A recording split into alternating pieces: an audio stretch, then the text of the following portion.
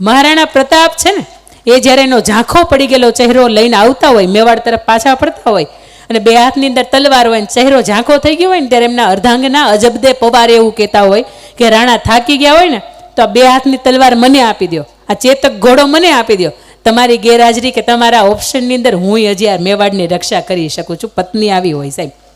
અને બીજી મારે તમને વાત કરવી છે કે પત્ની કેવી હોય. લગ્ન થાય ને તમને 5 કે 15 તોલાનો હાર લઈ આવી દીધો હોય, પણ એ કેમ આવ્યો હોય ને દેખાડાથી જ આવ્યો હોય.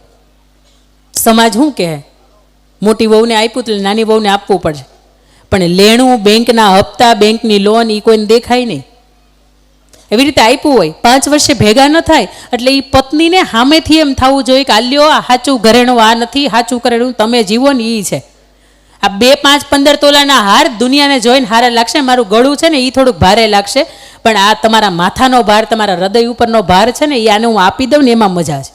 અને કેટલી બહેનો મેં સાહેબ એવી જોઈ છે કે એણે પોતાના અંગ ઉપરના ઘરેણા છે ને ઉતારીને એટલા માટે આપી દીધા છે કે એના પતિના માથા ઉપર, બોજ ઉપર ભાર ન લાગે. આવી પત્ની તમારે મારે એક કુટુંબની અંદર હોય ને તો ગર્વ કરી શકાય કે નહીં, આવી સ્ત્રી હોય ને તો એ ઘર ઉજળું હોય.